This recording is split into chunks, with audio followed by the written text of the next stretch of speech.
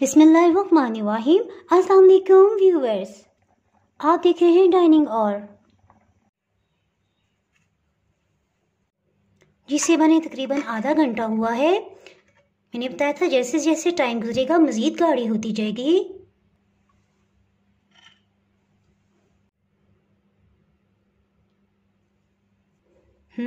बहुत ही टेस्टी बनी है।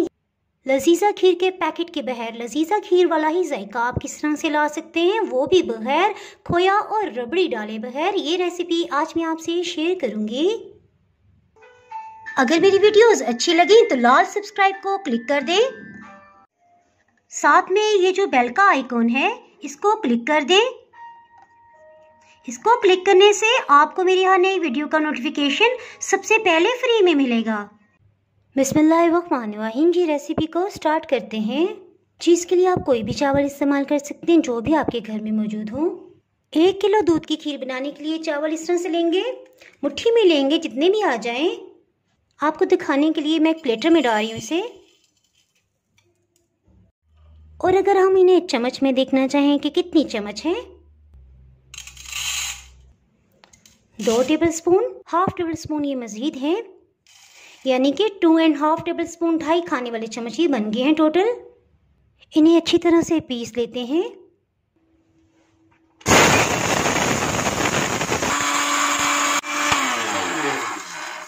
पिसे हुए चावलों को एक प्याली में शामिल कर देंगे। जी देखिए, मैं आपको जूम करके दिखा रही हूँ, इसमें चावल का आटा इस्तेमाल ना कीजिएगा। चावल ग्राइंड हो गए हैं और ये देखिए बिल्कुल छोटे छोटे पीसेस में कन्वर्ट हो गए हैं। इसमें तकरीबन 1 कप पानी शामिल करेंगे, अच्छी तरह से मिक्स करेंगे और 30 सेकंड्स के लिए छोड़ देंगे। जी मैं आपको जूम करके दिखा रही हूँ, देखिए चावल बिल्कुल नीचे की सतह पे चले गए हैं, पानी ऊपर आ गया है। इसे 2-3 पानियों में इसी तरह से धो लेंगे। पानी को एहतियात से निथार लेंगे।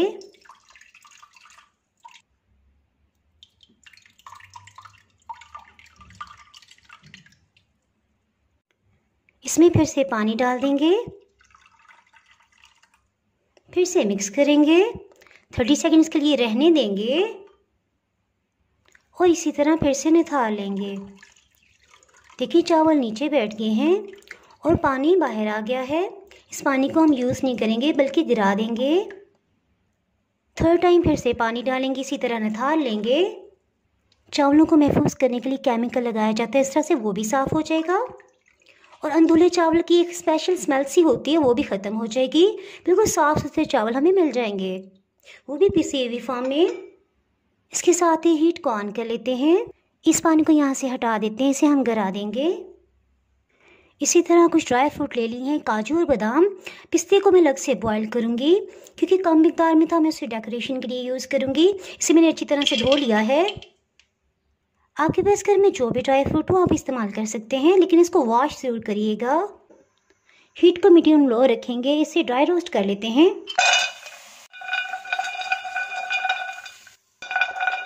इसे 40 सेकंड के लिए ही हम ड्राई रोस्ट करेंगे। इन्हें अलग से खुश्क प्लेटर में निकालेंगे। इसी पैन में 100 ml दूध को शामिल कर देंगे। मैं इसके लिए फुल क्रीम मिल्क ले रही हूँ। आप अपनी फैमिली मेम्बर्स के हिसाब से देख लीजिएगा।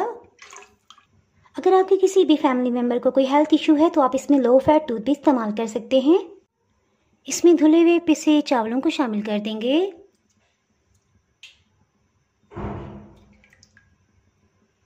जी इसके साथ इसमें इलायची पाउडर शामिल करेंगे। छिलके समेत 6-7 इलायची को पीस लिया है, इससे बहुत ही ज़बरदस्त खुशबू आती है इसमें।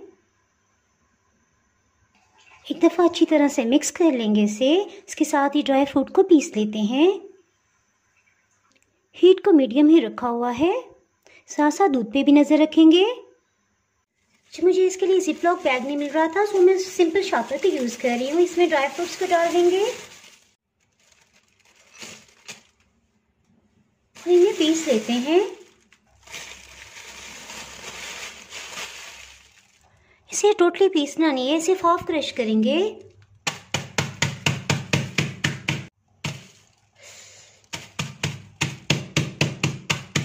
हाथ को बचाते हुए करेंगे क्योंकि अभी मुझे भी हाथ पे लग गया है।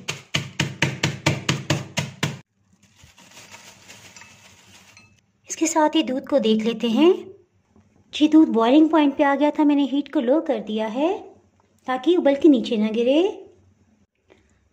बस इस तरह से एक दफ़ा चम्मच चला लेंगे और इसमें ड्राई फ्रूट्स को शामिल कर देंगे।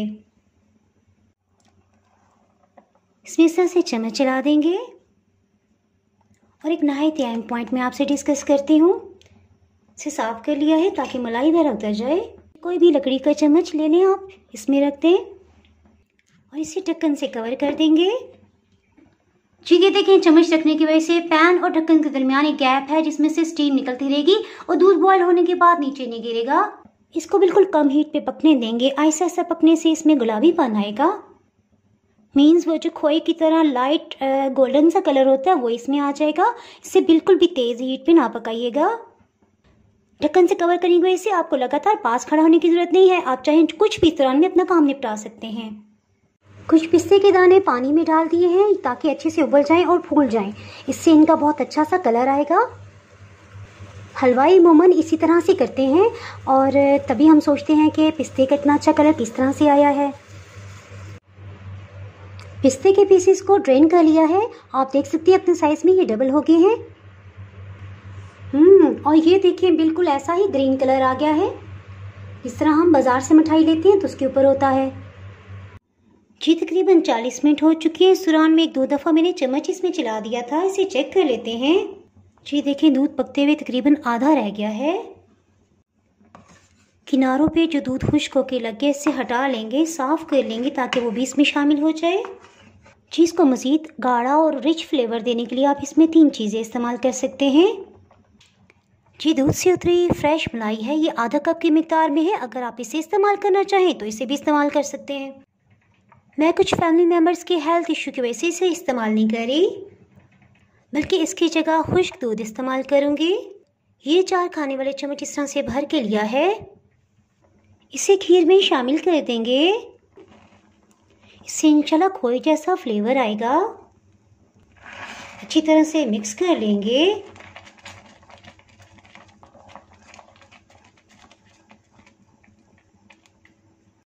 ये देखिए खुश्क दूध डालते ही मज़ीद गाढ़ी हो गई है। इसके साथ ही इसमें चीनी शामिल करते हैं। ये देखिए मैंने जूम किया है, आपको दिखा दूँ। इस तरह से गाढ़ी हो गई है। हमारी फैमिली में सब मीठा थोड़ा कम खाते हैं, सो मैं इसमें 5 खाने वाले चम्मच चीनी शामिल कर रही हूँ। इसे मिक्स कर लेंगे। अगर आपको तेज़ मीठा पसंद है तो आप इसमें 7 खाने वाले चम्मच भी चीनी शामिल कर सकते हैं और नॉर्मल मीठे के लिए आप 6 टेबलस्पून इसमें चीनी डालिएगा। जी मैं आपको जूम करके दिखाती हूँ। देखें इस तरह से गाढ़ी हो गई है। इसके साथ ही हीट को ऑफ कर देंगे क्योंकि जैसे जैसे ठंडी होगी मज़ीद गाढ़ी हो जाएगी। जी गर्मा गर्म खीर को मिट्टी के प्लेटर में डालते हैं, इसमें कुछ अलग ही मज़ा आता है।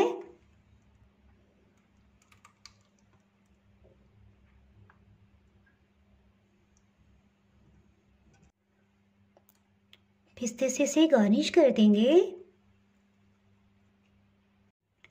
इस पर चांदी का वर्क एहतियात से लगा देंगे।